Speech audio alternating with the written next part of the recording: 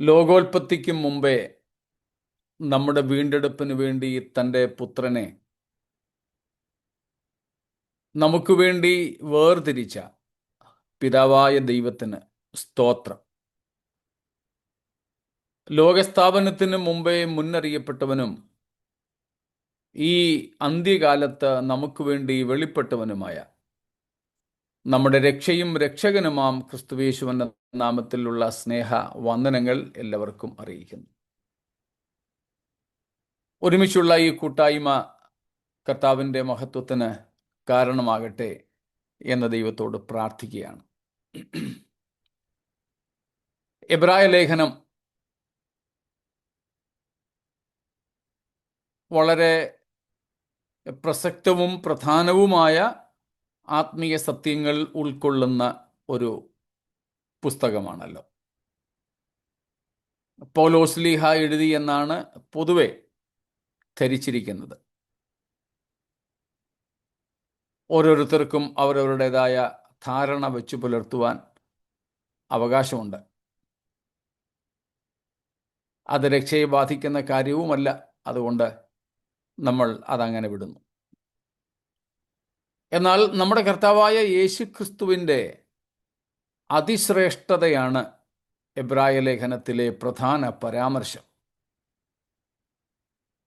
ഈ പുസ്തകം നമ്മൾ പഠിക്കും തോറും നമുക്ക് ക്രിസ്തുവിനെ കുറിച്ചുള്ള പരിജ്ഞാനം വർദ്ധിക്കുകയും ക്രിസ്തുവിനോടുള്ള നമ്മുടെ സ്നേഹം, ആരാധന കൂടുകയും ചെയ്യും.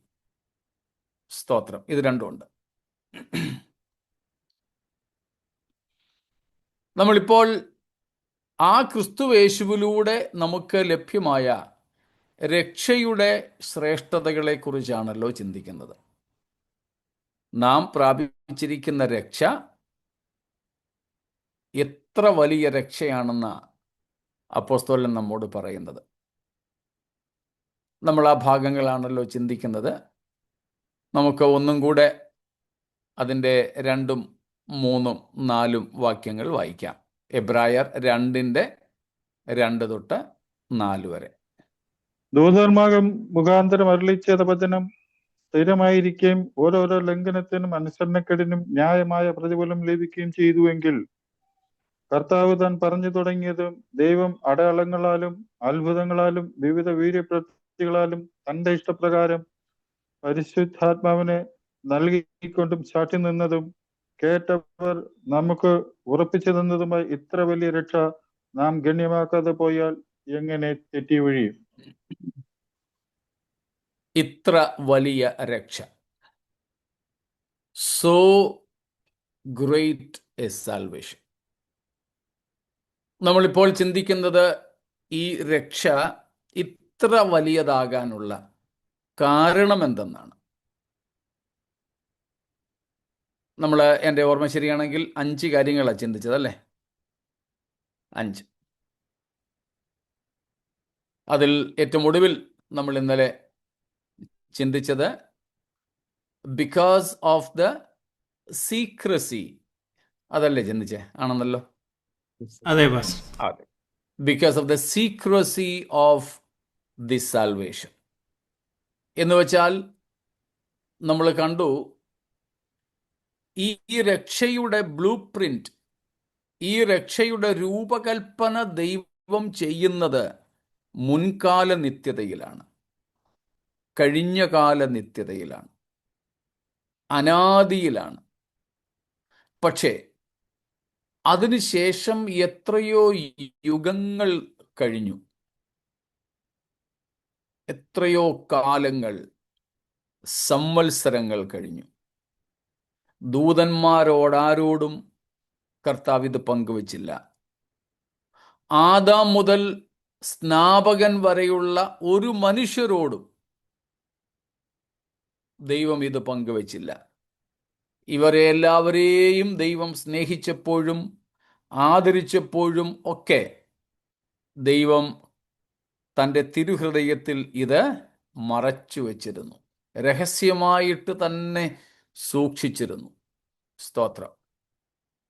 അപ്പോൾ ഈ രക്ഷയുടെ രഹസ്യ സ്വഭാവം അതിൻ്റെ വലിമയെ കാണിക്കുന്നു, ശ്രേഷ്ഠതയെ കാണിക്കുന്നു. രഹസ്യ സ്വഭാവം എന്ന് പറഞ്ഞത് ഇപ്പോഴല്ല അതിന് രഹസ്യ സ്വഭാവമുള്ളത്. തൻ്റെ തിരുഹൃദയത്തിൽ ദൈവം അത് മറച്ചു വച്ചിരുന്നു എന്നുള്ള അർത്ഥത്തിലാണ്. മിസ്റ്ററി റിലീജിയൻസ് എന്നും പറഞ്ഞ് ഒരു കൂട്ടം മതങ്ങളുണ്ട്. എപ്പോഴും അതിനകത്ത് നിഗൂഢതകളാണ്. നിഗൂഢമതങ്ങൾ, നിഗൂഢതകൾ, രഹസ്യങ്ങളാ. ആർക്കും അത് പറഞ്ഞു കൊടുക്കത്തില്ല.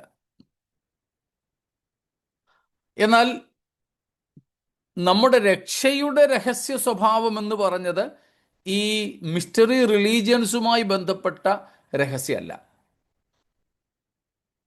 മനസ്സിലേക്കാണുമല്ലോ. നമ്മുടെ കർത്താവായ യേശു തൻ്റെ ശിഷ്യന്മാരോട്, തൻ്റെ അപ്പോസ്തലന്മാരോട് ഇത് വെളിപ്പെടുത്തുന്നതുവരെ ഇതിനെക്കുറിച്ച് ദൈവം ആരോടും പറഞ്ഞിരുന്നില്ല എന്ന അർത്ഥത്തിലാണ് നമ്മുടെ രക്ഷ രഹസ്യ സ്വഭാവമുള്ളതായിരുന്നു എന്ന് അർത്ഥമാക്കുന്നത്.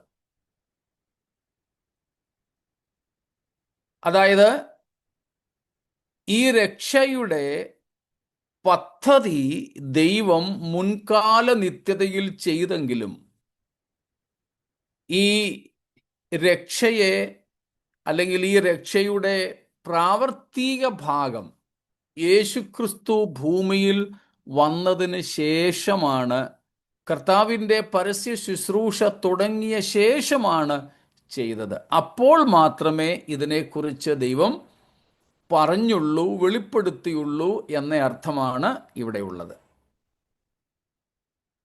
അല്ലാതെ ക്രിസ്തീയ മാർഗം ഒരു രഹസ്യ മതമല്ല. നമുക്കിവിടെ മറച്ചു വയ്ക്കുവാനായിട്ട് വേറെ യാതൊന്നുമില്ല. സ്തോത്രം. പലരും കരുതുന്നത് പോലെ, പല മതങ്ങളും കരുതുന്നത് പോലെ ക്രിസ്തീയ പ്രവർത്തനങ്ങളിൽ, ശുശ്രൂഷകളിൽ സർക്കാരിൽ നിന്നോ മനുഷ്യരിൽ നിന്നോ ഒന്നും മറച്ചു വയ്ക്കുവാനായിട്ടില്ല. നമ്മുടെ സഭകളിലെ സകല കാര്യങ്ങളും, നമ്മുടെ സഭകളിലുള്ള കൊച്ചു കുഞ്ഞുങ്ങൾ ഉൾപ്പെടെ എല്ലാവരുടെയും മുൻപിൽ പരസ്യമായി ചെയ്യുന്നതും ചെയ്യാവുന്നതുമായ കാര്യങ്ങളാണ്. എന്നാൽ ഈ നിഗൂഢമതങ്ങളിൽ അങ്ങനെയല്ല. പല ഘട്ടങ്ങളിലൂടെയേ അവർക്കതിൻ്റെ ഉള്ളിലേക്ക് പ്രവേശിക്കാൻ പറ്റൂ. അവിടുത്തെ പ്രവർത്തന രീതികളൊന്നും പുറത്താർക്കും അറിഞ്ഞുകൂടാ. എന്നാൽ നമുക്കങ്ങനെയല്ല. ഇന്ന് നമുക്കറിയാമല്ലോ, ക്രിസ്തീയ സഭാ ശുശ്രൂഷകളിലെ ഏറ്റവും പ്രധാനപ്പെട്ട ഭാഗമാണ് തിരുവത്താഴത്തിൻ്റെ ശുശ്രൂഷ. എപ്പിസ്കോപ്പൽ ചർച്ചസിൽ, പട്ടത്വ സഭകളിലാണെങ്കിൽ വിശുദ്ധ കുർബാന എന്ന് പറയും. കത്തോലിക്ക സഭക്കാരാണെങ്കിൽ അതിനെ മാസ് എന്ന് വിളിക്കും. വേറുപെട്ട സഭക്കാരാണെങ്കിൽ കർത്തൃമേശയെന്നോ തിരുവത്താഴമെന്നോ വിളിക്കും. ഇതാണ് ദൈവസഭയിലെ ഏറ്റവും പ്രധാനപ്പെട്ട ശുശ്രൂഷ. ആ ശുശ്രൂഷ വരെ യൂട്യൂബിലും മറ്റ് സമൂഹ മാധ്യമങ്ങളിലൊക്കെ കിടപ്പുണ്ട്. അതുപോലും മറച്ചു വയ്ക്കുന്നില്ല. അപ്പോൾ ദൈവസഭയ്ക്കകത്ത്, ക്രിസ്തീയ സഭയ്ക്കകത്ത് നിഗൂഢതകൾ ഒന്നുമില്ല. വരവ് ചെലവ് കണക്കുകൾ അതാത് വർഷങ്ങളിൽ സർക്കാരിൻ്റെ മുമ്പിൽ തുറന്നു കാട്ടുന്നു. ഏതെങ്കിലുമൊക്കെ ഈ പണം പിരിക്കുന്നവർ അവരുടെ സ്വാർത്ഥ താല്പര്യത്തിന് വേണ്ടി വല്ലതും ചെയ്യുന്നുണ്ടെങ്കിൽ അത് ഇതിൽപ്പെടുന്ന കാര്യമല്ല. സഭയുടെ കാര്യം പൊതുവായിട്ട് പറയുകയാണ്. അതിലെ സാമ്പത്തിക ഇടപാടുകൾ പോലും നമുക്കൊന്നും മറച്ചു വയ്ക്കുവാനായിട്ടില്ല. ഗവൺമെന്റിന്റെ മുമ്പിൽ അത് തുറന്നു കിടക്കുക. ഇഡിക്ക് പരിശോധിക്കാം, IT ഡിപ്പാർട്ട്മെന്റിന് പരിശോധിക്കാം, ഇന്ത്യൻ ഇൻകം ടാക്സ് ഡിപ്പാർട്ട്മെന്റിന്, വിദേശകാര്യ മന്ത്രാലയത്തിന്, ധന കാര്യ മന്ത്രാലയത്തിന്, ഇവർക്ക് ആർക്കും പരിശോധിക്കാവുന്നതുപോലെ ദൈവസഭയിലെ സാമ്പത്തിക കാര്യങ്ങളും തുറന്നു കിടക്കുക. എന്ന് വെച്ചാൽ നമുക്ക് നിഗൂഢതകളില്ല എന്നർത്ഥം. സ്തോത്രം. എന്നാൽ നിഗൂഢ മതങ്ങൾ വ്യത്യസ്തമാണ്. അതുകൊണ്ട് ഇവ തമ്മിൽ താരതമ്യപ്പെടുത്തരുത്. അങ്ങനെ ധരിക്കാനിടയുള്ളത് കൊണ്ടാണ് ഞാൻ ഇത്രയും വിശദീകരണം ഈ വിഷയത്തിൽ തന്നത്.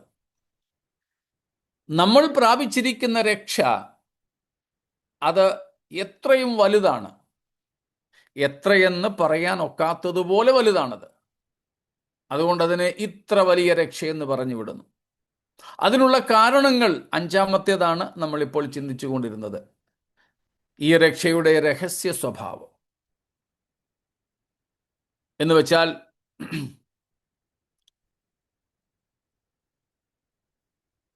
ദൈവം അനാദി മുതൽ തൻ്റെ തിരുഹൃദയത്തിൽ ഈ രക്ഷയെക്കുറിച്ച്, സഭയെക്കുറിച്ചുള്ള പദ്ധതി മറച്ച് മർമ്മമായി വെച്ചിരുന്നു. എന്നാൽ ഈ കാലത്ത് തൻ്റെ വിശുദ്ധ അപ്പോസ്തോലന്മാർക്കും പ്രവാചകന്മാർക്കും പരിശുദ്ധാത്മാവിനാൽ ഈ മർമ്മം വെളിപ്പെടുത്തി കൊടുത്തു. അതുകൊണ്ട് ദൈവസഭ അല്ലെങ്കിൽ സഭ മുഖാന്തരമുള്ള രക്ഷ ഒരു മർമ്മമായിരുന്നു എന്നും ഇപ്പോൾ അത് ഒരു വെളിപ്പാടായിരിക്കുന്നു എന്നും നമ്മൾ ഇന്നലെ കണ്ടു.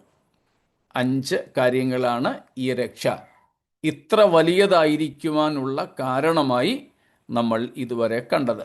ഇത്രയും കാര്യങ്ങളിൽ എന്തെങ്കിലും വിശദീകരണം ആവശ്യമാണെങ്കിൽ ചോദിച്ചാട്ടെ.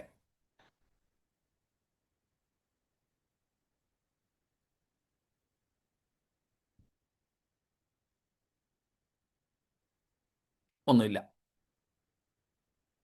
എങ്കിൽ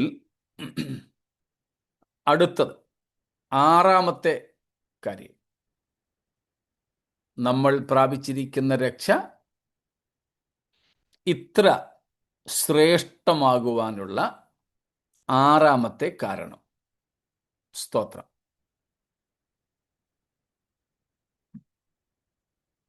The 6th reason for the uniqueness of this salvation is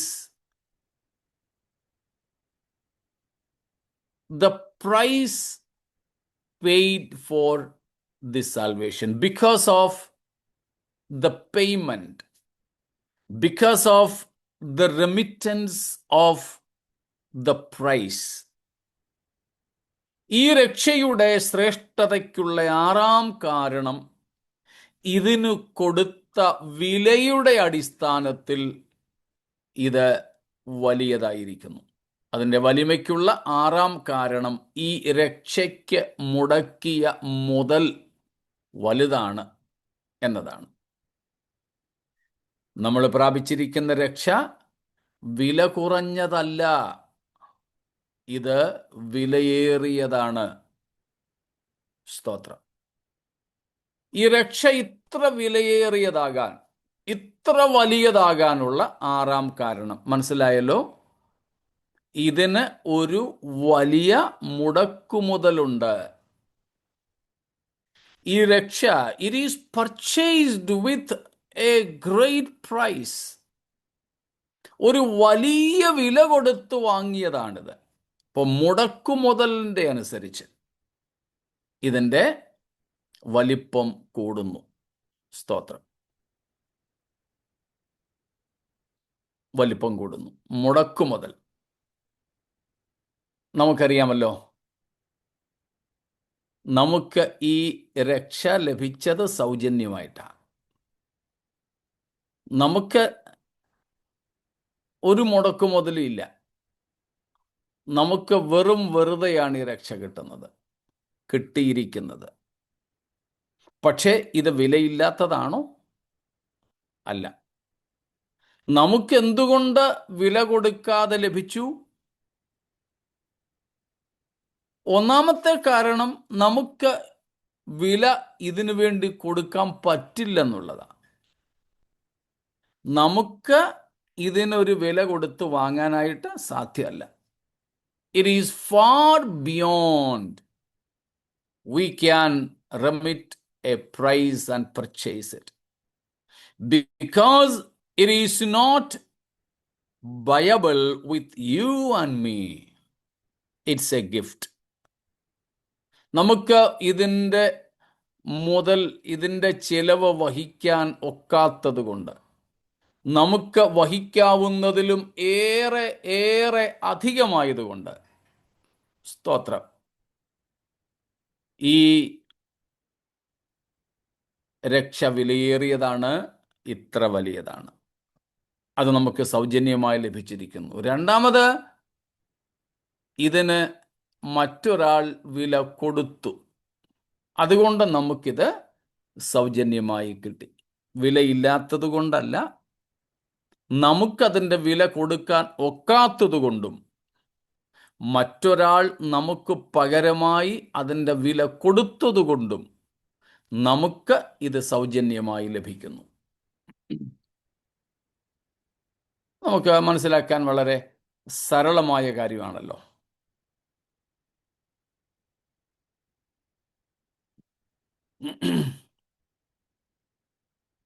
നമുക്ക് വില കൊടുക്കാൻ ഒക്കാത്തത് കൊണ്ടാണ് പ്രാണവായു ഉൾപ്പെടെയുള്ള കാര്യങ്ങൾ അന്തരീക്ഷത്തിൽ നിന്ന്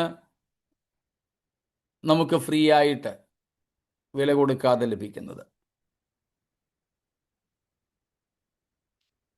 നമ്മൾ ശ്വസിക്കുന്ന ഓക്സിജൻ ഒരു മീറ്റർ വെച്ചിരുന്നെങ്കിൽ എന്നേ നമ്മളൊക്കെ ജീവിക്കണ്ട, ശ്വസിക്കണ്ട എന്ന് തീരുമാനിച്ചേനെ. ഇല്ലായിരുന്നെങ്കിൽ കണക്ഷൻ കട്ട് ചെയ്തേനെ. ഇപ്പോൾ ഒരു മാസം ഇലക്ട്രിസിറ്റി ചാർജ് കൊടുത്തില്ലെങ്കിൽ, ഗ്യാസ് ബില്ല് കൊടുത്തില്ലെങ്കിൽ, ഇവിടെയൊക്കെ പൈപ്പ് കണക്ഷനാണ് ഗ്യാസിൻ്റെയും. അതുകൊണ്ട് ഒരു മാസം കുടിശ്ശിക വന്നാൽ ചിലപ്പോൾ അവർ വന്ന് കട്ട് ചെയ്തിട്ട് പോകും കണക്ഷൻ, ഫ്യൂസ് ഊരിക്കൊണ്ടുപോകും ഇലക്ട്രിസിറ്റിയുടെ. ഇതുപോലെ നമ്മൾ പ്രാണവായുവിന് ബില്ല് കൊടുക്കുകയായിരുന്നെങ്കിൽ എല്ലാ മാസവും ഒന്നും കൊടുക്കാൻ ഒക്കാതെ വന്നേനെ. അങ്ങനെ ആയിരുന്നെങ്കിൽ കണക്ഷൻ കട്ട് ചെയ്തേനെ, ഫ്യൂസ് ഊരിയേനെ. വെളിച്ചം, സൂര്യപ്രകാശം, നമ്മൾ രാത്രിയിൽ ഏതാനും മണിക്കൂറുകൾ മാത്രം, ഇപ്പോഴാണെങ്കിൽ LED ബൾബ് വളരെ വിദ്യുശക്തി കുറച്ചു മാത്രം എടുക്കുന്ന ബൾബുകളും ഫ്രിഡ്ജ് ഉൾപ്പെടെയുള്ള മറ്റ് വലിയ ഉപകരണങ്ങളുമൊക്കെ കൂടുതൽ സ്റ്റാർ ഉള്ളത് നോക്കിയാണ് നമ്മൾ മേടിക്കുന്നത്, ഇലക്ട്രിസിറ്റി ഉപയോഗം കുറയ്ക്കാൻ. എന്നിട്ടും നമ്മൾ കൊടുക്കുന്ന വില നമുക്കറിയാം. എന്നാൽ പകലത്തെയും കൂടെയൊക്കെ പ്രകാശം നമുക്ക് ഇതുപോലെ ചാർജബിൾ ആയിരുന്നെങ്കിൽ, വില കൊടുക്കേണ്ടതായിരുന്നെങ്കിൽ, നമ്മുടെ ആയുസിൻ്റെ മിക്കവാറും സമയമൊക്കെ നമ്മൾ ഇരുട്ടത്തേ കഴിയത്തുള്ളായിരുന്നു. അപ്പോൾ ഈ പ്രകാശവും പ്രാണവായുവും ഉൾപ്പെടെ ഉള്ളതൊക്കെ നമുക്ക് സൗജന്യമായി ലഭിക്കുന്നത് നമുക്കതിന് വില കൊടുക്കാൻ കഴിയാത്തത് കൊണ്ടാണ്. അതിനേക്കാൾ വലുതാണ് രക്ഷ. അതിൻ്റെ വില കൊടുക്കാൻ നമുക്ക് ഊഹിക്കാൻ പോലും സാധ്യമല്ല. എന്നാൽ അതിന് പകരം മറ്റൊരാൾ അതിന് വില കൊടുത്തു. ഈ രണ്ട് കാരണങ്ങളാൽ നമുക്കത് സൗജന്യമായി ലഭിക്കുന്നു. പക്ഷേ ആ കൊടുത്ത വില അനുസരിച്ച് നമ്മൾ പ്രാപിച്ചിരിക്കുന്ന രക്ഷ വലുതാണ്. നമുക്കറിയാം, നമ്മുടെ കർത്താവ് ആണ്, യേശുക്രിസ്തുവാണ് അതിന് വില കൊടുത്തത്. ത്രിയേക ദൈവം അതിന് വില കൊടുത്തു. ക്രിസ്തു കൊടുത്ത വിലയാണ് നമുക്ക് ദൃശ്യമായി കാണുവാൻ കഴിയുന്ന അളവിൽ ഇങ്ങനെ തെളിഞ്ഞു നിൽക്കുന്നതെന്ന് മാത്രം. സ്തോത്രം. റോമാലേഖനം 8-ാം അധ്യായത്തിൽ നമ്മൾ വായിക്കുന്നത് പിതാവായ ദൈവം കൊടുത്ത വിലയെക്കുറിച്ച്. യോഹന്നാൻ 3:16 നമുക്ക് മനഃപ്പാഠമായ വാക്യമാണല്ലോ. സ്തോത്രം. ദൈവത്തിന് ഉണ്ടായിരുന്നത് മുഴുവൻ, ഞങ്ങൾ കഴിഞ്ഞ ചില ആഴ്ചകളായിട്ട് ഞങ്ങളുടെ ചർച്ചയിൽ ആവർത്തിച്ച് ചിന്തിക്കുകയും പറയുകയും ചെയ്യുന്ന ഒരു പ്രയോഗമാണത്. സ്തോത്രം.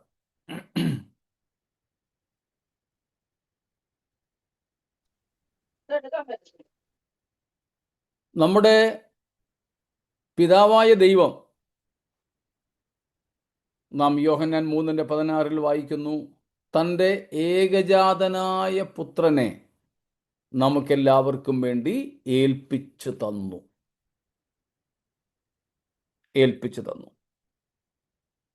അതുതന്നെയാണ് നാം റോമർ 8:32 വാക്യത്തിൽ വായിക്കുന്നത്.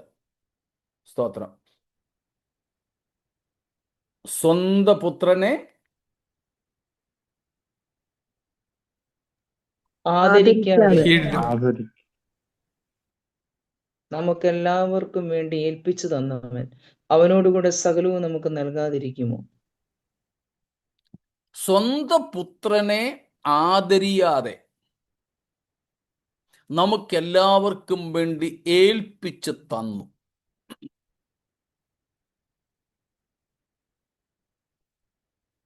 എന്ന് വെച്ചാൽ,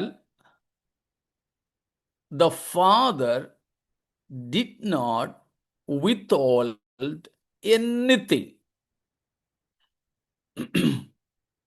from you and me in regard with our salvation. Whatever he had, he completely, totally gave up rather. സ്തോത്രം. നമുക്ക് വേണ്ടി പിതാവായ ദൈവം നമ്മുടെ രക്ഷയോടുള്ള ബന്ധത്തിൽ ഉള്ളത് മുഴുവനും തന്നപ്പോൾ എന്തെങ്കിലും ഒരല്പം ഒന്ന് പിടിച്ചു വച്ചില്ല. ഞാൻ കേട്ടിട്ടുണ്ട്, നമ്മുടെ നാട്ടിലെന്നല്ല എല്ലായിടത്തും അങ്ങനെ തന്നെയായിരിക്കും, വീട്ടിലെ പണിക്കാരെ നിർത്തുമ്പോൾ പറയാറുണ്ട്, ഒരു അര ദിവസത്തെയെങ്കിലും കൂലി പിടിച്ചു വെച്ചിട്ടേ കൊടുക്കാവൂ, എന്നാലേ അടുത്ത ദിവസവും പണി തീരുന്നത് വരെ ആൾ പണിക്ക് വരുത്തുള്ളൂ. അല്പം പിടിച്ചു വെക്കും, മൊത്തം കൊടുക്കത്തില്ല. നമ്മളൊരു സാധനം വാങ്ങാൻ പോയാൽ അഡ്വാൻസ് കൊടുക്കും. കടക്കാർ നമ്മളോട് ഫുൾ പേയ്മെന്റ് ചെയ്യാനെങ്കിൽ പറയും. നമ്മൾ പക്ഷെ ഒന്ന് പിടിച്ചേ കൊടുക്കുള്ളൂ, ഒരല്പം. നമ്മൾ അല്പം വെച്ചേക്കും, നമ്മുടെ കയ്യിൽ ഒരു പിടി വെച്ചേക്കും. എന്നാൽ ദൈവം നമ്മുടെ രക്ഷയ്ക്ക് വേണ്ടി വില കൊടുത്തപ്പോൾ എന്തെങ്കിലും അതുപോലെ കർത്താവ് പിടിച്ചു വെച്ചോ? ഇല്ല. മൊത്തം മുഴുവനുമായി ഏൽപ്പിച്ചു തന്നു. തന്നെന്നല്ല, ഏൽപ്പിച്ചു തന്നു. സ്തോത്രം. പെൺമക്കളെ കല്യാണം കഴിപ്പിച്ച് വിടുമ്പം നമ്മളെ കെട്ടിച്ച് വിടുക എന്നാ പറയുന്നത്. പക്ഷെ പെന്തക്കോസ്തുകാർക്ക് ആ പ്രയോഗം ചേരത്തില്ല കേട്ടോ. നമ്മളങ്ങ് പറഞ്ഞു പോവും, കെട്ടിച്ച് വിട്ടു എന്ന്. നമ്മൾ കെട്ടിക്കാറില്ല. ഈ കെട്ടുന്നത് ഈ താലികെട്ടും മിന്നുകെട്ടുമായിട്ട് ബന്ധപ്പെട്ട ഈ കെട്ട് വന്നത് കേട്ടോ. നമുക്കതില്ലാത്തത് കൊണ്ട് കെട്ടിക്കുക എന്നുള്ളത് ആ പ്രയോഗം തെറ്റാ. പിന്നെ നമ്മൾ പറഞ്ഞു പോന്നു, അത് സ്വർഗത്തിൽ പ്രവേശിക്കാൻ തടസ്സമായ പാപമൊന്നും അല്ലാത്തത് കൊണ്ട് പൊക്കോട്ടെ, കുഴപ്പമില്ല. ഒരു ചിന്തയ്ക്ക് വേണ്ടി ഞാൻ പറഞ്ഞതേ ഉള്ളൂ. പെൺകുഞ്ഞുങ്ങളെ കല്യാണം കഴിപ്പിച്ച് വിടുമ്പം പെൺകുട്ടിയുടെ അപ്പനും അമ്മയും സ്നേഹത്തോടെ ഈ മരുമകനോട് പറയും, മോനെ സൂക്ഷിച്ചോണേ, പൊന്നുപോലെ വളർത്തിയതാ കേട്ടോ.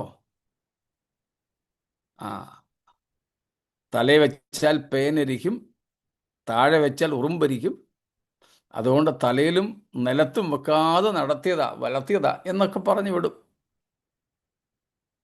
കല്യാണം കഴിപ്പിച്ച് വിട്ടുകഴിഞ്ഞും എന്തെങ്കിലുമൊക്കെ ഒരു പിടി പെൺകുട്ടിയുടെ വീട്ടുകാരിങ്ങനെ വെച്ചേക്കും.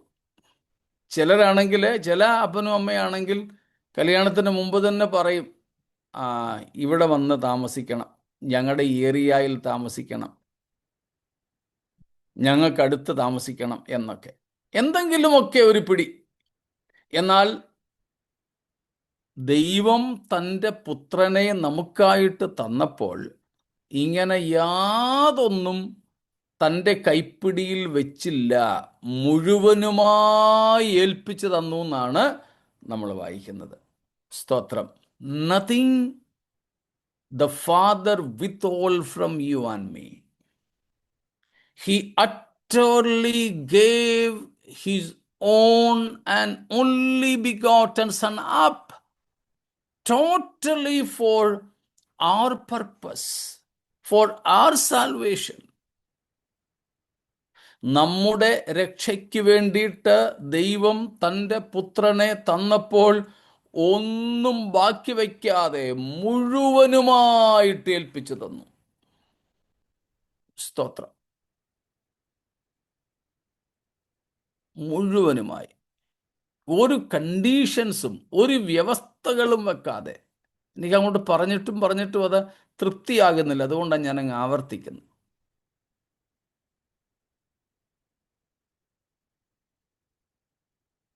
ഒരാൾ തൻ്റെ വണ്ടി മറ്റൊരാൾക്ക് കൊടുക്കുമ്പോൾ ചിലപ്പോൾ പറയും ഇന്ന പോലെയൊക്കെയാണെന്ന്. എന്നാൽ ചിലരുണ്ട്, കൊടുക്കുകയാണെങ്കിൽ നിന്റെ ഇഷ്ടം പോലെ എവിടാന്ന് വെച്ചാൽ കൊണ്ടുപോകുമോ. ചിലപ്പോൾ ഈ റെൻ്റേ കാറൊക്കെ എടുക്കാറുണ്ട്. ഞാൻ ഒരിക്കൽ അതിനുവേണ്ടി ശ്രമിച്ചു. അതിനുള്ള കണ്ടീഷൻസും കാര്യങ്ങളൊക്കെ നോക്കിയപ്പോൾ അവർ നിയമങ്ങൾ വെച്ചിട്ടുണ്ട്. ഇത്ര കിലോമീറ്ററിനപ്പുറത്ത് കൊണ്ടുപോകാൻ പറ്റില്ലെന്ന് വരെയുള്ള നിയമങ്ങൾ വെച്ചിരിക്കുന്നു. എന്നിട്ട് അവർ ട്രാക്ക് ചെയ്യുന്നു. എന്നാൽ ദൈവം തൻ്റെ പുത്രനെ നമ്മുടെ രക്ഷയ്ക്കായിട്ട് തന്നപ്പോൾ ഇതൊന്നും ചെയ്തിട്ടില്ല. അങ്ങ് നിങ്ങളുടെ ഇഷ്ടം പോലെ ചെയ്തോ എന്നും പറഞ്ഞ് ഇങ്ങ് വിട്ടു തരികയായിരുന്നു, ഏൽപ്പിച്ചു തരികയായിരുന്നു. അപ്പോൾ പിതാവ് ഒരു വലിയ വില കൊടുത്തു. സ്തോത്രം. അതുപോലെ തന്നെ പുത്രനെക്കുറിച്ച് നമ്മൾ എന്താ വായിക്കുന്നേ? തന്നെത്താൻ ഏൽപ്പിച്ചു കൊടുത്തു. തന്നെത്താൻ സഭയ്ക്ക് വേണ്ടി ഏൽപ്പിച്ചു കൊടുത്തു. എഫേസ്യർ 5-ാമത്തെ അധ്യായത്തിൽ നമ്മൾ എങ്ങനെ വായിക്കുന്ന 25 തൊട്ടുള്ള വാക്യങ്ങളിൽ. സ്തോത്രം. ഗലാത്യ ലേഖനം 1-ാമത്തെ അധ്യായത്തിൻ്റെ 4-ാമത്തെ വാക്യത്തിൽ അങ്ങനെ വായിക്കുന്നുണ്ട്. മറ്റു പല വാക്യങ്ങളിലുമുണ്ട്. പുത്രൻ തന്നെത്താൻ ഏൽപ്പിച്ചു കൊടുത്തു, സഭയ്ക്ക് വേണ്ടി ഏൽപ്പിച്ചു കൊടുത്തു. സഭയ്ക്ക് വേണ്ടി ഏൽപ്പിച്ചു കൊടുത്തത് ശത്രുക്കളുടെ കൈകളിലാണ്. നിങ്ങൾക്ക് ഇഷ്ടമുള്ളതുപോലെ ചെയ്തോളുക, ഒരു വിലക്കും നടത്തിയില്ല. പിതാവും പുത്രനെ ഏൽപ്പിച്ചു കൊടുത്തിട്ട് തിരിഞ്ഞു നിന്നു. എന്താണെന്ന് വെച്ചാൽ നിങ്ങൾ കാട്ടിക്കൂട്ടിക്കോ. സ്തോത്രം. അപ്പോൾ പിതാവ് തനിക്കുള്ളത് മുഴുവനും, പുത്രൻ തനിക്കുള്ളത് മുഴുവനും, എത്രയും വേദനാജനകമായിരുന്നിട്ടും കൂടെ നമുക്കെല്ലാവർക്കും വേണ്ടി ഏൽപ്പിച്ചു തന്നു. അപ്പോൾ നമ്മുടെ രക്ഷയ്ക്ക് വേണ്ടി ഒരു വലിയ വില കൊടുത്തിട്ടുണ്ട്. ഒരു വലിയ മുടക്കുമുതലുള്ളതാണ് ഈ രക്ഷ. വലിയ മുടക്കുമുതലുള്ളതാണ്. ആ മുടക്കുമുതലിൻ്റെ അനുസരിച്ച്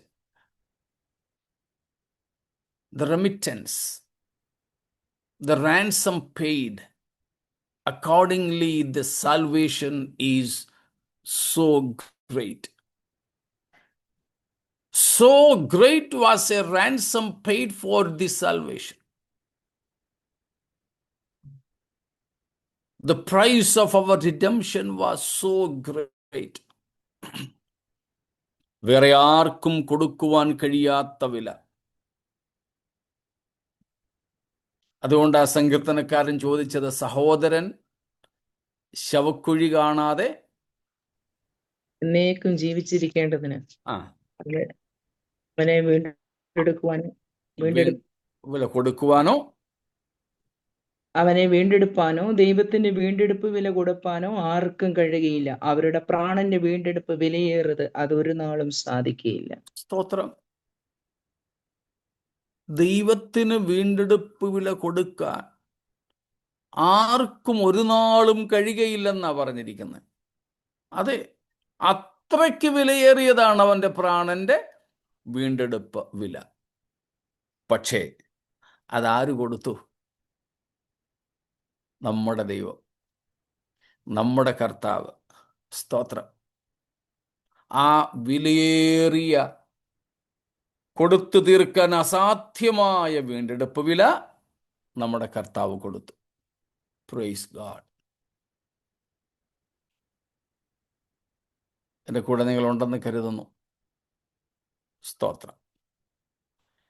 നമ്മുടെ കർത്താവ് കൊടുത്ത വില നമ്മൾ നേരത്തെ പഠിച്ചിട്ടുള്ളതാണ്, ഓർമ്മപ്പെടുത്തൽ മാത്രമായത്. പുതിയ പഠനമല്ല.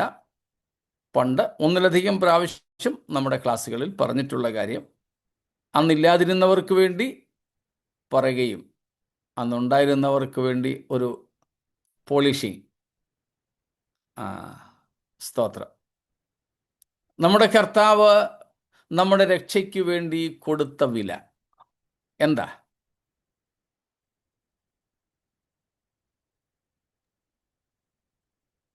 സ്വന്തം ജീവൻ. നിഷ്കളങ്കമായ കുഞ്ഞാടിന്റെ വിലയേറിയ രക്തം.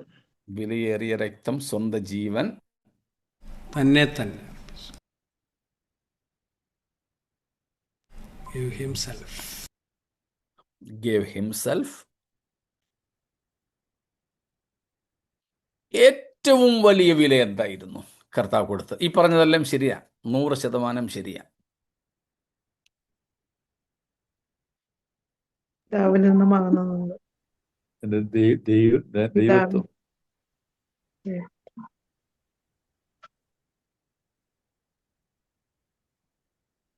ഒന്നുകൂടെ പറഞ്ഞു, രണ്ടുപേരും കൂടെ പറഞ്ഞു. മനുഷ്യവേഷം എടുത്തു.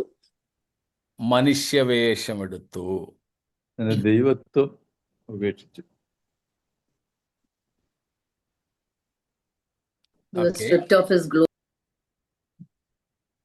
യെസ്. അവന്റെ സ്നേഹം വിട്ടു. സ്തോത്രം. നമ്മുടെ കർത്താവ് നമ്മുടെ രക്ഷയ്ക്ക് വേണ്ടി കൊടുത്ത ഏറ്റവും വലിയ വില സത്യത്തിൽ ക്രൂശിലെ രക്തമല്ല. നമ്മൾ നേരത്തെ പറഞ്ഞിട്ടുള്ള പ്രയോഗം അതേപടി ഞാനൊന്ന് ആവർത്തിക്കുകയാണ്. The cross or the blood shed on the cross was the spectacular climax of the price Christ paid for our salvation. It was only a spectacular climax of the price. Spectacular climax. ആ പദമാണ് അവിടുത്തെ പ്രധാനപ്പെട്ട സംഗതി. യേശുക്രിസ്തു ക്രൂശിൽ സഹിച്ച കഷ്ടതകളും പങ്കപ്പാടുകളും ക്രൂശിൽ ചൊരിഞ്ഞ വിലയേറിയ നിഷ്കളങ്ക രക്തവും ക്രൂശു മരണവും ഇതെല്ലാം നമ്മുടെ രക്ഷയ്ക്ക് വേണ്ടി ദൈവം കൊടുത്ത, ക്രിസ്തു കൊടുത്ത വിലയുടെ ദൃശ്യമായ പരമകാഷ്ഠ മാത്രമാണ്. ദൃശ്യമായ പരമകാഷ്ഠ. From the very human birth of Jesus till the crucifixion and burial, all these things were simply spectacular for our human eyes, even though they were even beyond our complete comprehension. നമ്മുടെ ബുദ്ധിക്ക് പൂർണ്ണമായും ഗ്രഹിക്കുവാൻ കഴിയുന്നതിനും അപ്പുറമായിരുന്നെങ്കിൽ പോലും യേശുക്രിസ്തുവിൻ്റെ കന്യകാജനനം മുതൽ ക്രൂശു മരണം വരെയുള്ള കാര്യങ്ങളൊക്കെ നമുക്ക് കാണാൻ പറ്റുന്ന കാര്യങ്ങളായിരുന്നു. കാണാൻ പറ്റുന്ന കാര്യങ്ങളായിരുന്നു. എന്നാൽ ഈ കാണാൻ പറ്റുന്ന ക്രൂശ് മരണം വരെയുള്ള നമ്മുടെ വീണ്ടെടുപ്പിൻ്റെ വില കൊടുത്തതു കൂടാതെ നമുക്ക് കാണാൻ കഴിയാതിരുന്നതും കാണാൻ കഴിയാതിരിക്കുന്നതും ചിലപ്പോൾ നമുക്ക് ദുർഗ്രഹവുമായ, ഗ്രഹിക്കുവാൻ കഴിയാത്തതുമായ ഒരു വലിയ വില ഇതിനേക്കാൾ വലുതായി കർത്താവ് കൊടുത്തിട്ടുണ്ട്. സ്തോത്രം. ഇതിനേക്കാൾ വലുതായി കർത്താവ് കൊടുത്തിട്ടുണ്ട്. അത് കാണാൻ ഒക്കാത്തതായതുകൊണ്ട് നമ്മളത് കാണുന്നില്ല എന്ന് മാത്രം. എന്നാൽ കാണാൻ ഒക്കാത്ത അതും ആത്മാവിൽ നമുക്ക് വെളിപ്പെടുത്തി തരുന്ന ഒരു ആത്മാവ്, ഒരു ദൈവം നമുക്കുണ്ട്. തിരുവെഴുത്തുകളിലൂടെ നമുക്ക് അതും കാണാൻ സാധിക്കും. പക്ഷെ പൂർണ്ണതയിൽ ഗ്രഹിക്കാൻ നമുക്ക് പറ്റത്തില്ല. അത് നമ്മുടെ കുഴപ്പമല്ല. സ്തോത്രം. നമ്മുടെ പരിമിതിയാണ് അങ്ങനെ. അത് he stripped off his divine glory when he took the form of a human being. സ്തോത്രം. നമ്മുടെ രക്ഷയ്ക്ക് വേണ്ടി വില കൊടുക്കേണ്ടതിന് മനുഷ്യനായി യേശു പിറന്നപ്പോൾ തൻ്റെ ദൈവത്വത്തിൻ്റെ മഹത്വത്തെ അവൻ ഉരിഞ്ഞുവെച്ചു.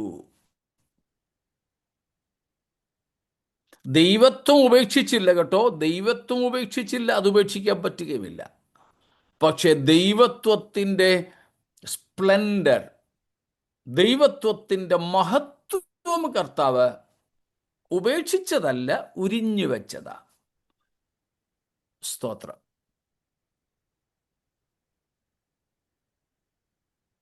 An invisible high price Jesus paid for our salvation. That is beyond our understanding.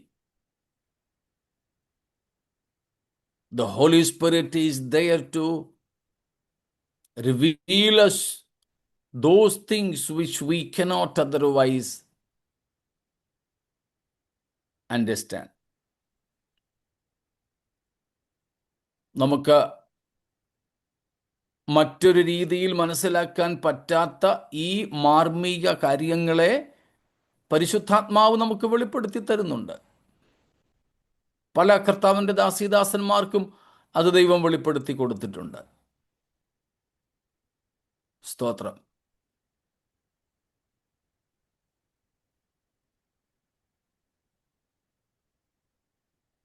അതാണ് തൻ്റെ ദൈവത്വത്തിൻ്റെ മഹത്വം. കർത്താവ് എന്ത് ചെയ്തു? ഉരിഞ്ഞുവെച്ചു. ദൈവത്വം ഉപേക്ഷിച്ചില്ല, ഉപേക്ഷിക്കാൻ പറ്റുകയുമില്ല. ദൈവത്വത്തിൻ്റെ മഹത്വവും ഉപേക്ഷിച്ചില്ല, ഉരിഞ്ഞു വെച്ചതേ ഉള്ളൂ. നമ്മൾ കുളിക്കാൻ പോകുമ്പം നമ്മുടെ വസ്ത്രം ഊരി വയ്ക്കുന്നത് പോലെ, ഒരു ബാത്തിങ് ഡ്രസ്സ് ഇടുന്നത് പോലെ, അല്ലെങ്കിൽ നമ്മൾ മറ്റെന്തെങ്കിലും ഒരു ജോലിയിൽ ഏർപ്പെടുമ്പോൾ നമ്മൾ ഇട്ടിരിക്കുന്ന വസ്ത്രം ഉരിഞ്ഞു വെച്ചിട്ട് ആ ജോലിക്ക് പറ്റിയ ഒരു വസ്ത്രം ധരിക്കുന്നത് പോലെ, ആ പണി കഴിഞ്ഞിട്ട് നമ്മൾ ഉരിഞ്ഞു വെച്ച നമ്മുടെ സാധാരണ വസ്ത്രം ധരിക്കുന്നത് പോലെയാണ് യേശു ചെയ്തത്.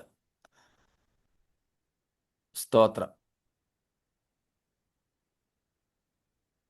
നമ്മൾ പല പ്രാവശ്യം വായിച്ചിട്ടുള്ള യോഹന്നാന്റെ സുവിശേഷം 17-ാമത്തെ അധ്യായം, അവിടേക്കൊന്ന് പോയാൽ നമുക്കതിൻ്റെ ചെറിയ ഒരു സൂചന ലഭിക്കുന്നുണ്ടല്ലോ. സ്തോത്രം. യോഹന്നാന്റെ സുവിശേഷം 17-ാമത്തെ അധ്യായം 4-ാമത്തെ വാക്യം, 5-ാമത്തെ വാക്യം.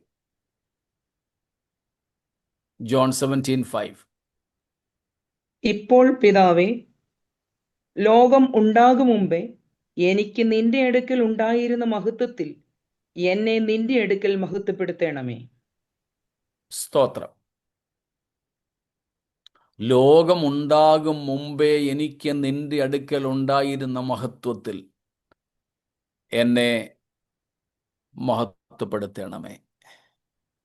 അതായത് യേശുക്രിസ്തുവിൻ്റെ കന്യകാജനനത്തിനു മുമ്പേ പിതാവിനോട് കൂടെ യേശുവിനുണ്ടായിരുന്ന മഹത്വം. സ്തോത്രം. പിതാവിനോട് കൂടെ ക്രിസ്തുവിന് ഉണ്ടായിരുന്ന മഹത്വം. പക്ഷെ ഇങ്ങോട്ട് വരാൻ നേരം എന്ത് ചെയ്തു? അത് ഊരി കർത്താവിൻ്റെ കയ്യിൽ കൊടുത്തു, പിതാവിൻ്റെ കയ്യിൽ കൊടുത്തു. കളഞ്ഞില്ല, ഊരി വെച്ചു. എന്നിട്ട് ഇങ്ങോട്ട് വരാൻ നേരം വേറെ ഒരു ശരീരം ധരിച്ചു, മറ്റൊരു ശരീരം. സ്തോത്രം. അത് മഹത്വമില്ലാത്ത ഒരു ശരീരമായിരുന്നു. മഹത്വം ഇല്ലാത്ത, അല്ലെങ്കിൽ മഹത്വം കുറഞ്ഞുള്ള ഒരു ശരീരം. എബ്രായ ലേഖനം തന്നെ 2-ാമത്തെ അധ്യായത്തിൽ, നമ്മളിപ്പോൾ പഠിച്ചുകൊണ്ടിരിക്കുന്ന ഈ അധ്യായത്തിൽ തന്നെ നാം അത് കാണുന്നുണ്ട്. അതിൻ്റെ 9-ാമത്തെ വാക്യം, 2:9.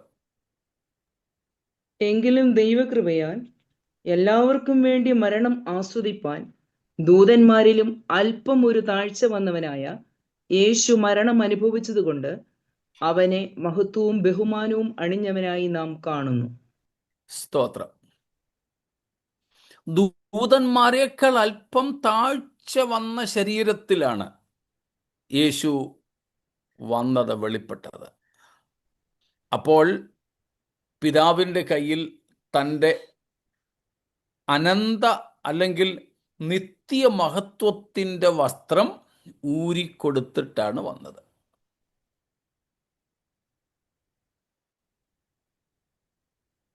ക്രിക്കറ്റ് കളിക്കുന്നവരെ നമുക്കറിയാം, കണ്ടിട്ടുണ്ടായിരിക്കും. നമ്മിൽ പലർക്കും കളി അറിയാമായിരിക്കും.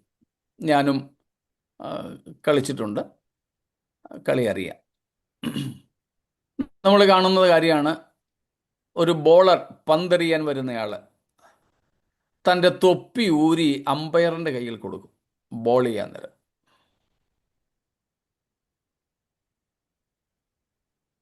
ബോളിങ് കഴിയുമ്പം ആ തൊപ്പിയും മേടിച്ചുകൊണ്ട് തിരിച്ചു പോകും. പുത്രൻ ഭൂമിയിലേക്ക് വന്നപ്പോൾ തൻ്റെ മഹത്വത്തിൻ്റെ വസ്ത്രം ഊരി പിതാവിനെ ഏൽപ്പിച്ചു. പിതാവ് പുത്രന് വേണ്ടി അനാദികാലം മുതൽ തയ്യാറാക്കി വെച്ചിരുന്ന താഴ്ച വന്ന ശരീരം പിതാവ് അവനെ ധരിപ്പിച്ചു. എബ്രായർ 10:5 ഞാൻ ഈ പറഞ്ഞത്.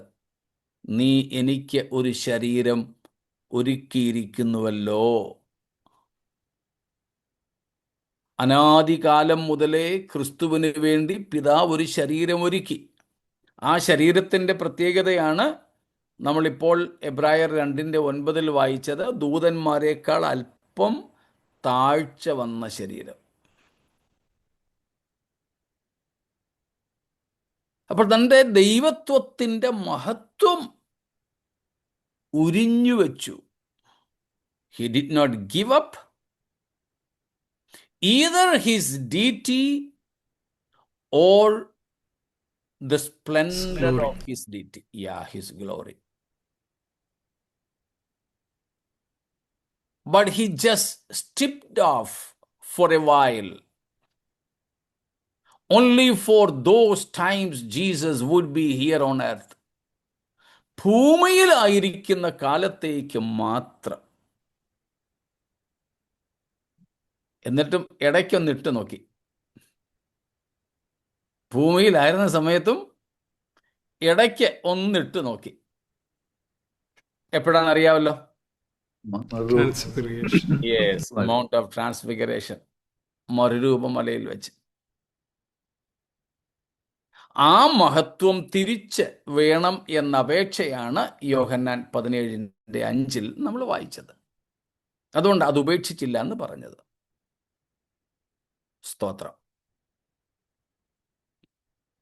അപ്പോൾ നമ്മുടെ കർത്താവ് നമ്മുടെ രക്ഷയ്ക്ക് വേണ്ടിയിട്ട് കൊടുത്ത വിലയിൽ നമുക്ക് കാണാൻ കഴിയുന്ന ഏറ്റവും വലിയ വിലയായിരുന്നു ക്രൂശ് മരണം, ക്രൂശിൽ ചൊരിഞ്ഞ രക്തം. ഗെത്സമനെ മുതൽ ഗോൽഗോഥ വരെ അനുഭവിച്ച കഷ്ടപ്പാടുകൾ, കല്ലറയ്ക്കുള്ളിൽ അടക്കപ്പെട്ടത്, തൻ്റെ നഗ്നത വെളിവാക്കിയത്, ആപാദചൂടം അടികൊണ്ട് രക്തധാരിയായത്.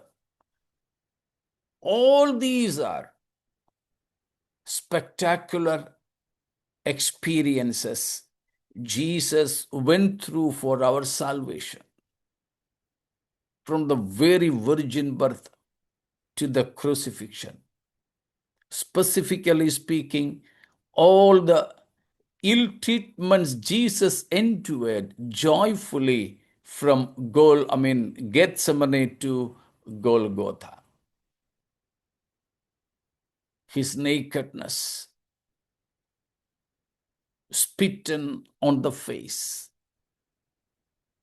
beaten up, whipped up. All these were simply spectacular climax of the price. But there were invisible, incomprehensible prices Jesus paid for our salvation, and one is this: he humbled himself. Rather, he emptied himself, as Paul says in Philippians chapter 2. അപ്പോൾ ഇങ്ങനെയുള്ള കന്യകാജനനം മുതൽ Calvary വരെ, ഗെത്സമന മുതൽ Golgotha വരെ ക്രിസ്തു സഹിച്ച നമുക്ക് കാണാൻ കഴിയുന്ന വില കൂടാതെ നമുക്ക് കാണാൻ കഴിയാത്തതോ ഗ്രഹിക്കാൻ പോലും കഴിയാത്തതോ ആയ വില നമ്മുടെ കർത്താവ് കൊടുത്തു. അതേപ്പറ്റി പൗലോസ് ഫിലിപ്പിയർ 2:6 പറയുന്നു, അവൻ എന്ത് ചെയ്തു? ദൈവ രൂപത്തിലിരിക്കെ ദൈവത്തോടുള്ള സമത്വം മുറുകെ പിടിച്ചുകൊള്ളേണം എന്ന് വിചാരിക്കാതെ ദാസരൂപം എടുത്തു, മനുഷ്യ സാദൃശ്യത്തിലായി തന്നെത്താൻ ഒഴിച്ചു, വേഷത്തിൽ മനുഷ്യനായി വിളങ്ങി, തന്നെത്താൻ താഴ്ത്തി, മരണത്തോളം, ക്രൂശിലെ മരണത്തോളം തന്നെ അനുസരണമുള്ളവനായി തീർന്നു.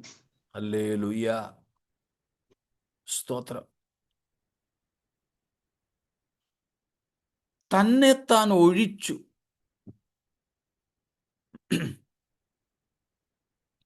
ദൈവത്വത്തിൻ്റെ മഹത്വം നിറഞ്ഞു നിന്നിരുന്ന ഒരു പാത്രം, അകത്തും പുറത്തും ഒരുപോലെ ആ മഹത്വം ദൈവത്വത്തിൻ്റെത് നിറഞ്ഞു നിന്നിരുന്നു. എന്നാൽ കർത്താവ് തന്നെ ഈ മഹത്വത്തിൻ്റെ വസ്ത്രം ഊരി പിതാവിൻ്റെ അടുക്കൽ ഏൽപ്പിച്ചു. സ്തോത്രം.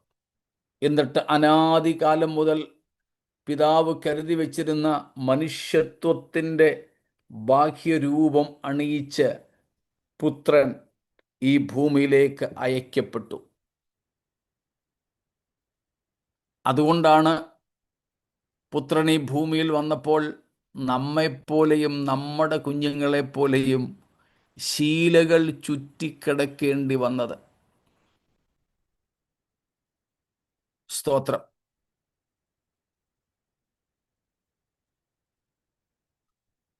നമ്മൾ നേരത്തെയും പറഞ്ഞിട്ടുണ്ട് ആ കാര്യം.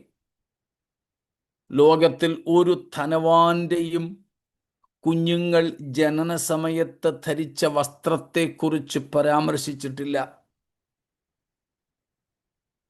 ഒരു രാജപുത്രി പുത്രന്മാരും ജനന സമയത്ത് ധരിച്ച വസ്ത്രത്തെക്കുറിച്ച് പരാമർശങ്ങളില്ല. സിനിമാ ലോകത്തോ സ്പോർട്സ് ആൻഡ് ഗെയിംസ് ലോകത്തോ രാഷ്ട്രീയ ലോകത്തോ ഒന്നും ഉന്നതന്മാരുടെ മക്കൾ ജനിക്കുന്ന സമയത്ത് ധരിച്ച വസ്ത്രങ്ങളെക്കുറിച്ച് പരാമർശമില്ലാത്തപ്പോഴാണ് ഒരു തച്ചൻ്റെ കുടുംബത്തിൽ, ഒരു ആശാരിയുടെ, കാർപ്പൻ്ററിൻ്റെ കുടുംബത്തിൽ ജനിക്കുവാൻ ഒരു സ്ഥലം ലഭിക്കാതെ റോഡരികിൽ എവിടെയോ പിറന്നു വീണ ഒരു ശിശുവിനെ കുറിച്ച് പരാമർശമുള്ളത്. സ്തോത്രം. ജനന സമയത്ത് ആ കുഞ്ഞ് ധരിച്ച വസ്ത്രത്തെക്കുറിച്ച്, പ്രൈസ് ഗോഡ്, ബർത്ത് സ്യൂട്ടിനെ കുറിച്ച്, സ്തോത്രം, ശീലകൾ ചുറ്റി, വഴിയമ്പലത്തിൽ സ്ഥലമില്ലായകയാൽ പശുത്തൊട്ടിയിൽ കിടത്തിയിരിക്കുന്ന ഒരു ശിശു. സ്തോത്രം. ഈ ശിശുവിനോട് തന്നെ ചോദിച്ചു നോക്കിക്കേ, ആ ശിശുവിന് സന്തോഷത്തോടെ പറയാനായിട്ട് സാധിക്കും, ഞാൻ ഉരിഞ്ഞു വെച്ചിട്ടാണ് വന്നതെന്ന്. സ്തോത്രം. ഉരിഞ്ഞു വെച്ചിട്ടാ വന്നേ.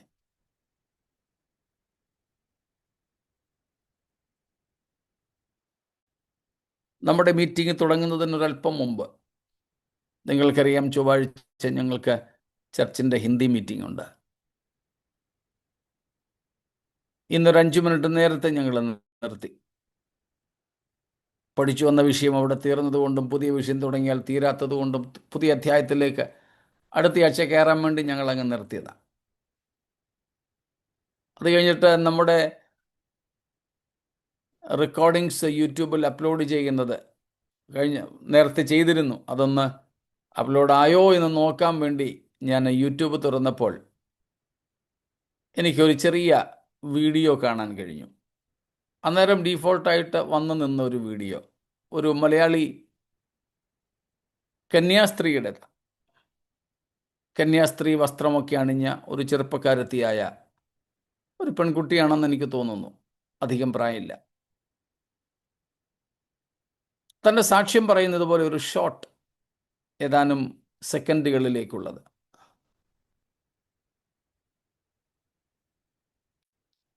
ഡയമണ്ടിൻ്റെ കമ്മലുണ്ടാക്കിച്ച് ഇട്ടു എന്ന ഹെഡിങ് കണ്ടുകൊണ്ടാണ് ഞാൻ ഈ കന്യാസ്ത്രീയുടെ നോക്കിയത്. നോക്കിയപ്പോൾ പറഞ്ഞു, എനിക്ക് തോന്നുന്നു പണമുള്ളൊരു വീട്ടിലെ പെൺകുട്ടിയാണെന്ന്. അപ്പോൾ അവർ പറയുകയാണ്,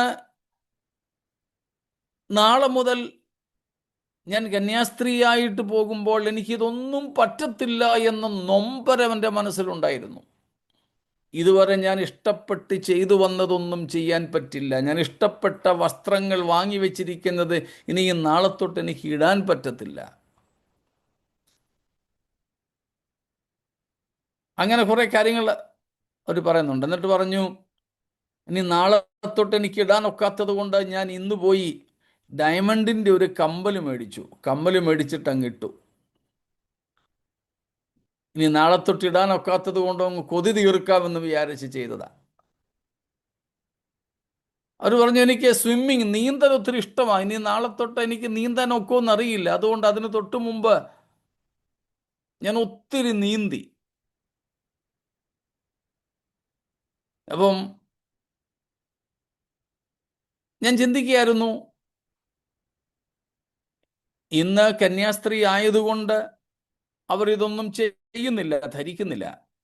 കന്യാസ്ത്രീ വസ്ത്രം മാത്രമേ ഇടുന്നുള്ളൂ. കമ്മലും മാലയും അങ്ങനെയുള്ള കാര്യങ്ങളൊന്നും ഇല്ല. ഒരു കുരിശുമാല തീർച്ചയായിട്ടും കാണും, നൂലിൽ കെട്ടിയതായിരിക്കും അത്, ഒരു തടിക്കുരിശ്, മറ്റൊന്നുമില്ല. പക്ഷെ അതൊന്നും ഇന്നവർ ചെയ്യുന്നില്ലെങ്കിലും അവരുടെ മനസ്സ് അതിനോടൊക്കെ മോഹപ്പെട്ട് കിടക്കുന്നു.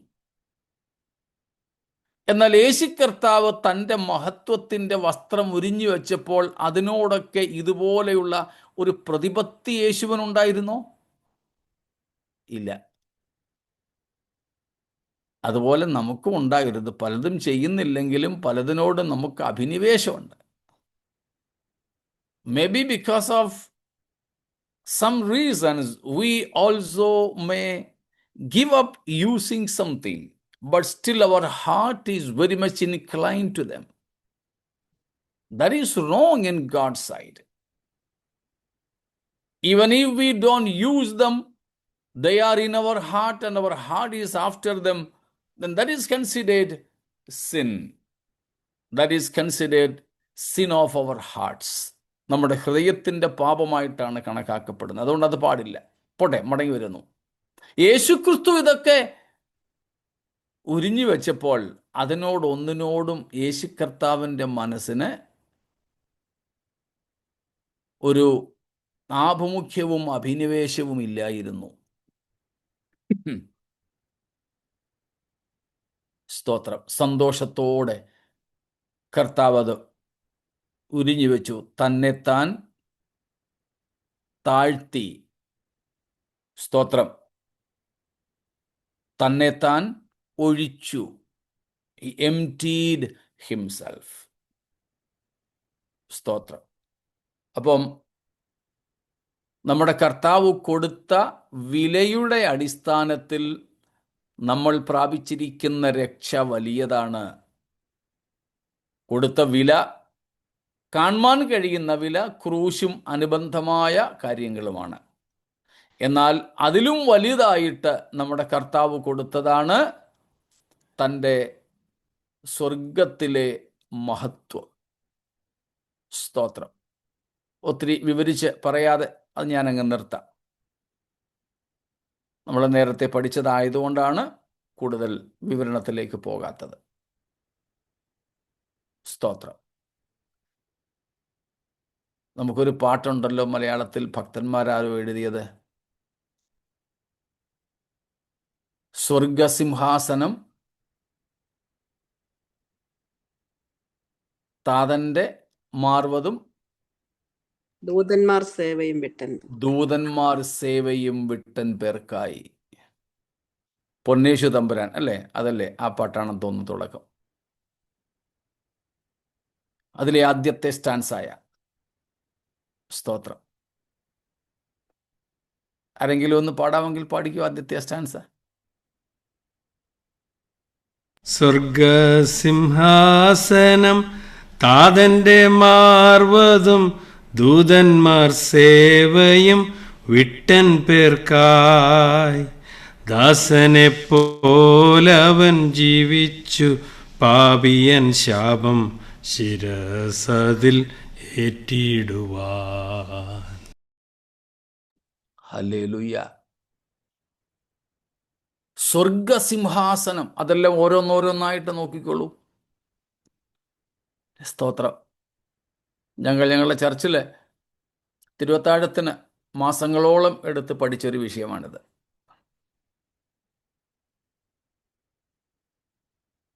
He emptied himself. കുറേ മാസങ്ങൾ ഞങ്ങളത് തന്നെയായിരുന്നു തിരുവത്താഴത്ത് തന്നെ ധ്യാനിച്ചു കൊണ്ടിരുന്നത്. അത് എല്ലാം കൂടെ ഒരുമിച്ച് ചേർത്ത് ഞാൻ അങ്ങ് പറഞ്ഞു നിർത്തുകയാണ്. He gave up or he paid a price in the form of the heavenly throne. സ്വർഗത്തിലെ തൻ്റെ സിംഹാസനം താൻ തൽക്കാലത്തേക്ക് ഉപേക്ഷിച്ചു. തൽക്കാലത്തേക്കാണിതെല്ലാം കേട്ടോ.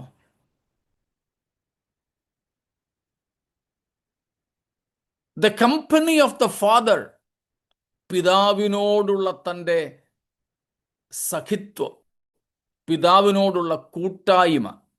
അതിൻ്റെ അർത്ഥം ഭൂമിയിൽ വന്നപ്പോൾ പിതാവിനോട് കൂട്ടായ്മ ഇല്ലായിരുന്നെന്നല്ല, പിതാവിനോടൊപ്പം പിതാവിനെ പോലെ അതേ മഹത്വത്തിലിരുന്ന ഇരിപ്പ് വിട്ടിട്ടാണ് താൻ ഭൂമിയിലേക്ക് വന്നത്.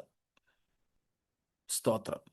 The ministration of the angels, ദൂതന്മാരുടെ ശുശ്രൂഷ. സ്തോത്രം. കർത്താവ് വേണ്ടെന്ന് വെച്ചു. ഭൂമിയിലേക്ക് വന്ന സമയത്തേക്കറിയാം. എന്നാൽ പിന്നീട് ഉള്ളത് നമ്മൾ കണ്ടു. എബ്രായർ 1:6 നിന്ന് ഇനിയും ഏകജാതനെ ഭൂമിയിലേക്ക് പ്രവേശിപ്പിക്കുമ്പോൾ സകല ദൂതന്മാരും അവനെ കുമ്പിടണം. അതെ, ആ കുറച്ചു കാലത്തേക്ക് മാത്രമേ ഉണ്ടായിരുന്നുള്ളൂ ആ ശുശ്രൂഷയെ വേണ്ടെന്ന് കർത്താവ് വെച്ചത്. അപ്പോഴും ഇടയ്ക്കിടയ്ക്ക് ആവശ്യാനുസരണം 1ഉം 2ഉം ഒക്കെ ദൂതന്മാരെ ശുശ്രൂഷയ്ക്ക് വേണ്ടി വിട്ടിട്ടുണ്ട്. അത് നമ്മൾ കണ്ടതാണ്. പരീക്ഷാ സമയത്ത് ഗെതസമനയിൽ ഒക്കെ ദൂതന്മാരുടെ സേവനം യേശുക്രിസ്തുവിന് വീണ്ടും പിതാവ് കൽപ്പിച്ചാക്കി, അല്പാൽപമായി തൽക്കാലത്തേക്ക്. സ്തോത്രം. സ്വർഗത്തിലെ സ്ഥാനം സ്വർഗം വിട്ടിട്ട് ഭൂമിയിലേക്ക് വന്നു. സ്വർഗം വിട്ടിട്ട് ഭൂമിയിലേക്ക് വന്നു.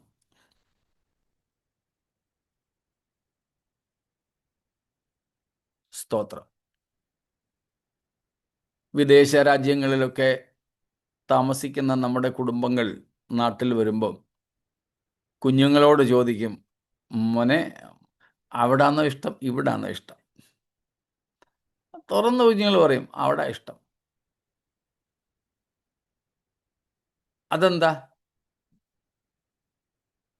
ഇവിടെ അപ്പച്ചനെ അമ്മച്ചിയൊക്കെ ഇഷ്ടമാ, പക്ഷെ താമസിക്കാൻ അവിടെ ഇഷ്ടമാണ്. അപ്പം വിദേശ രാജ്യങ്ങളിൽ അവർക്ക് കുറച്ചും കൂടെ സുഖകരമായ ഒരു ജീവിതമാണ്. ചൂടില്ല എന്ന് വെച്ചാൽ വീട്ടിൽ AC ഒക്കെ ഉള്ള വീടുകളല്ലേ. അപ്പം നമ്മുടെ നാട്ടിലെങ്ങും അങ്ങനെ ഇല്ലല്ലോ. ഇനി അഥവാ ഉണ്ടെങ്കിലും മുറിയിൽ ഉറങ്ങാൻ നേരം അങ്ങാണ് അല്പനേരം ഇടുന്നതല്ലേ ഉള്ളൂ. അപ്പം അവിടെ ചൂടില്ല, കൊതുകില്ല, ഈച്ചയില്ല, അങ്ങനെ എന്നൊക്കെ കുഞ്ഞുങ്ങൾ പറയാറുണ്ട്. പിന്നെ ആഹാരം, ഇങ്ങനെ ഒത്തിരി കാര്യങ്ങൾ. ഓർത്ത് നോക്കിക്കേ, സ്വർഗസ്ഥനായ നമ്മുടെ കർത്താവ് നമ്മെ രക്ഷിക്കുവാൻ വേണ്ടി വന്നപ്പോൾ ഭൂമിയിലെ മുഴുവൻ ഹീനമായ കാര്യങ്ങളും അറിഞ്ഞുകൊണ്ട് തന്നെ വന്നത്. ജനിച്ചപ്പോൾ തന്നെ വഴിയരികിൽ എവിടെയോ ജനിച്ചു, പശുത്തൊട്ടിയിൽ കിടത്തപ്പെട്ടു. സ്തോത്രം. സ്വർഗവും അതിൻ്റെ മഹത്വവും ഉരിഞ്ഞു വെച്ചിട്ടാണ് കർത്താവ് ഇങ്ങോട്ട് വരുന്നത്. Praise God. പിന്നെ പൗലോസ് ഫിലിപ്പി ലേഖനത്തിൽ പറഞ്ഞത്, ദൈവത്തോടുള്ള സമത്വം മുറുകെ പിടിച്ചുകൊള്ളണമെന്ന് വിചാരിക്കാതെ. എന്ന് വെച്ചാൽ കർത്താവ് ദൈവമായിരുന്നു, എന്നാൽ ആ ദൈവത്വത്തിൻ്റെ മുഴുവൻ മഹത്വവും കർത്താവ് മാറ്റിവെച്ചു. അവകാശങ്ങൾ, അധികാരങ്ങൾ, അപ്പിയറൻസ്, കാഴ്ചയിലുള്ള അവസ്ഥകൾ, ഇതെല്ലാം കർത്താവ് മാറ്റിവെച്ചു. എന്നിട്ടാണ് ഈ ഭൂമിയിലേക്ക് കർത്താവ് ഇറങ്ങി വന്നത്. സ്തോത്രം. തീർന്നോ? ഇല്ല. സ്തോത്രം. നമ്മുടെ കർത്താവ് ഭൂമിയിലേക്ക് വന്നപ്പോൾ നമ്മുടെ രക്ഷയ്ക്ക് വേണ്ടി കൊടുത്ത വില നമ്മൾ നേരത്തെ ചിന്തിച്ചിട്ടുണ്ട്. The eternal limited himself within the time span. കാലാതീതനായി കിടക്കുന്ന നിത്യനായവൻ കാലത്തിനകത്ത് തന്നെ ഒതുക്കി. The one who could not be contained in the whole of the universe limited himself within a very little uterus of a virgin.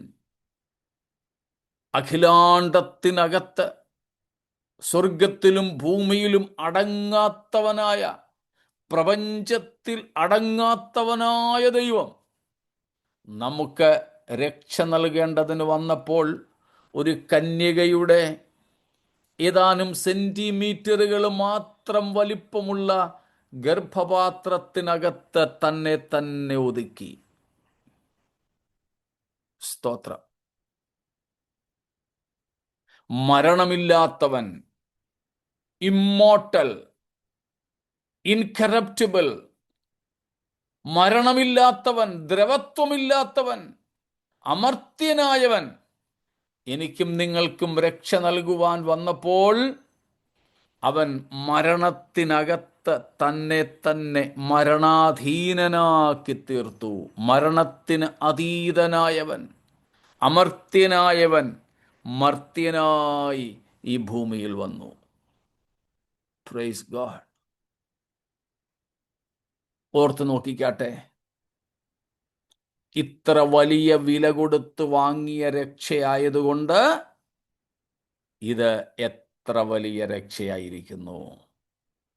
Hallelujah. മനസ്സിലായോ? സ്തോത്രം. സകലത്തിൻ്റെയും സ്രഷ്ടാവായവൻ സൃഷ്ടികളുടെ നിന്ദാപാത്രമായി മാറി. സകലത്തെയും തൻ്റെ ശക്തിയുള്ള വചനത്താൽ വഹിക്കുന്നവൻ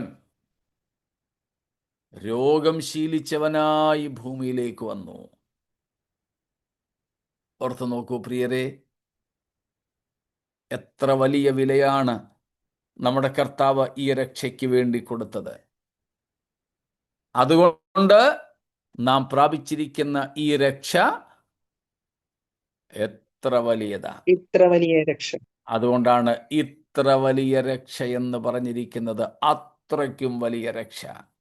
ഓർക്കണേ, ഈ രക്ഷയെ ഇത്ര വലുതാക്കുന്നത് ആ രക്ഷയ്ക്ക് വേണ്ടി നമ്മുടെ രക്ഷകൻ കൊടുത്ത വിലയാണ്. കൊടുത്ത വിലയ്ക്കനുസരിച്ച് ഈ രക്ഷ വിലയേറിയത്. സ്തോത്രം. ഇത്രയും വ്യക്തമാണോ? Praise God. അതുകൊണ്ട് നാം നമുക്കുള്ളവരല്ലെന്ന് തിരിച്ചറിഞ്ഞ് നമുക്ക് വേണ്ടി വില കൊടുത്ത് ഈ രക്ഷ സൗജന്യമായി നൽകിയ നമ്മുടെ രക്ഷയും രക്ഷകനുമായ ക്രിസ്തുവിന് വേണ്ടി നമ്മുടെ ജീവിതം കഴിക്കാം. ഇതുവരെ ആരെങ്കിലും ഈ ക്രിസ്തുവുമായി വ്യക്തിപരമായ ബന്ധത്തിലേക്ക് കടന്നു വന്നിട്ടില്ലെങ്കിൽ, ക്രൂശിൽ ഇത്ര വലിയ നല്ല വില നൽകി നമുക്ക് വേണ്ടി മരിച്ച് അടക്കപ്പെട്ട് ഉയർത്തെഴുന്നേറ്റ് ഇന്നും മഹത്വത്തിൽ ജീവിക്കുന്നവനും വേഗം തനിക്കായി കാത്തു നിൽക്കുന്ന വിശുദ്ധന്മാരുടെ രക്ഷയ്ക്കായി മടങ്ങി വരുന്നവനുമായ യേശുവിനെ കർത്താവായും രക്ഷിതാവായും ഉൾക്കൊള്ളുക, അംഗീകരിക്കുക. യേശുവിൻ്റെ കർത്തൃത്വത്തിന് സ്വയം വിധേയപ്പെടുക. ആ നിലകളിൽ മുൻപോട്ട് നമ്മുടെ ജീവിതം കഴിപ്പാൻ കർത്താവ് നമുക്കേവർക്കും കൃപ നൽകട്ടെ എന്ന് പ്രാർത്ഥിച്ച് ആശംസിച്ച് ഈ വാക്കുകളെ ഇന്നിവിടെ നിർത്തുന്നു. ദൈവം നമ്മെ അനുഗ്രഹിക്കുമാറാകട്ടെ.